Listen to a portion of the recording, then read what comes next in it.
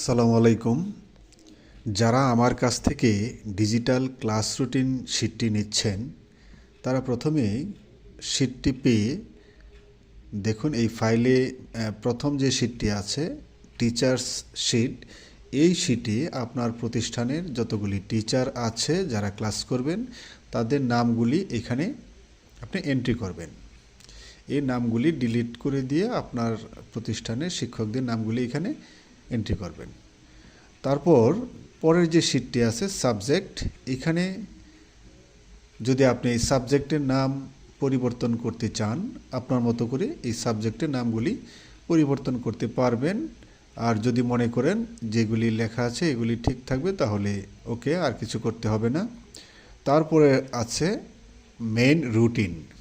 এই রুটিনে আপনি প্রত্যেকটা শিক্ষকের আপনি টিচার্স শিটে যে নামগুলি লিখবেন এই নামগুলি অটোমেটিক এই রুটিন শিটে শো করবে। এই নামের এগেনিস্টে আপনি রবিবার, সোমবার, মঙ্গলবার, বুধবার, বৃহস্পতিবার প্রত্যেকবারের দেখুন আপনি প্রথম ঘন্টায় প্রথম পিরিয়ডে তাকে কোন সাবজেক্ট বরাদ্দ দিবেন এখানে ড্রপডাউনে ক্লিক করে শুধু সিলেক্ট করে দিবেন। তারপরের দ্বিতীয় ঘন্টায় কি, তৃতীয়টায় কি, চতুর্থটায় কি, এরকম প্রত্যেক শিক্ষকের এগেনস্টে আপনি এই ড্রপডাউন থেকে সিলেক্ট করে দিবেন। এই হচ্ছে আপনার কাজ।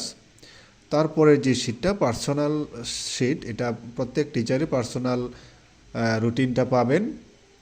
এখানে আপনি এই যে নামের ঘরে ক্লিক করলে ডান পাশে ড্রপডাউন এরো পাবেন। এখান থেকে আপনি নাম সিলেক্ট করলে যার নাম সিলেক্ট করবেন তার রুটিনটা এখানে শো করবে। এই হচ্ছে আমার এই রুটিন ব্যবহারের নির্দেশনা।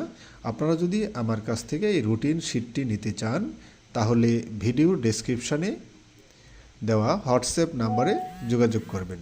ধন্যবাদ সবাইকে।